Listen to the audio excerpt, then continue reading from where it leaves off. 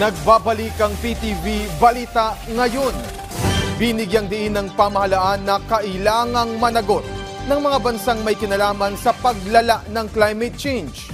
Sa programang Bagong Pilipinas Ngayon, sinabi ni Solicitor General Minardo Guevara na ipinunto nila ito sa International Court of Justice. Paliwanag ng opisyal, bunsod na rin ito ng lumalang epekto ng climate change, hindi lang sa Pilipinas, kundi sa buong mundo.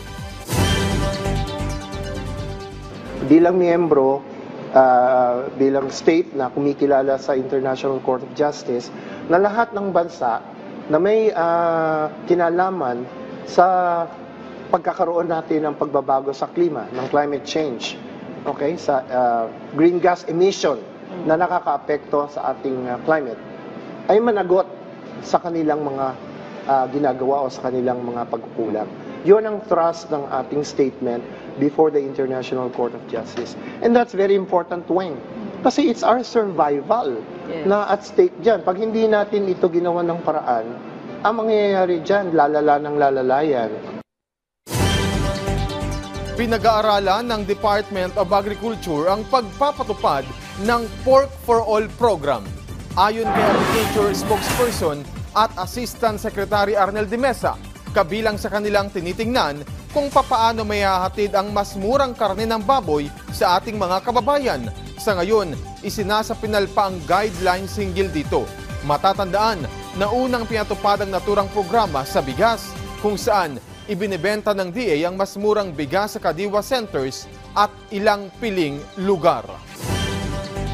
Samantala, alamin natin ang iba pang balita sa PTV Davao mula kay Jay Lagang. Mayong adlaw, patay ang gituhang karnapper human kini naabtan sa kapulisan sa Bansalan, Davao del Sur niadtong Pebrero 15 ning tuiga.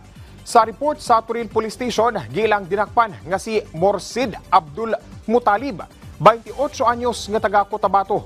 Gilusad ang drugnet operation human nga dunay gikatahong na missing nga baobao samtang nakapark sa usa ka mall sa Turil, Davao City.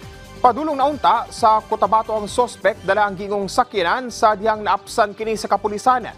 Samtang nagbiyahe pabalik sa Davao City, mihangyo matud pa ang suspect nga mangihi.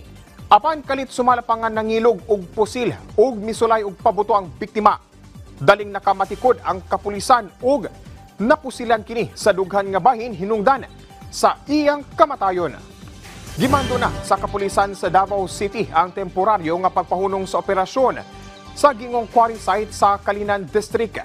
Kinuman sa gingong gihimong inspeksyon sa Davao City Police Office sa gikatahong illegal quarry nga naga-operate sa Barangay Lacson.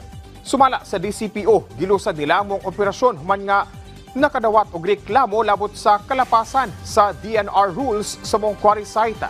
Dinana sa 8 ka mga trabahante ang naaresto. Samtang nakumpiskasab ang 5 ka mga dump trucks, 2 ka backhoe ug 1 ka payloader. Gikumpirma sab sa Barangay Lacson nga stockyard ang pananghid kanila alang sa paggamit sa mong luna. Subay niini, plano sab sa DCPO nga adtuan ang uban pang mga quarry sites aron masuta kung nagatuman ba kini sa balaod alang sa ilang pag-operate. Ug mo kadto ang mga nagunang balita dinhi sa PTV Davao. Ako si Jay Lagang. Mayong adlaw. Dagang salamat, Jay Lagang. At yan po ang mga balita sa oras na ito. Para sa iba pang updates, i-follow at ilike kami sa aming social media site sa @PTVPH. Ako si Alan Francisco para sa Pambansang TV sa Bagong Pilipinas.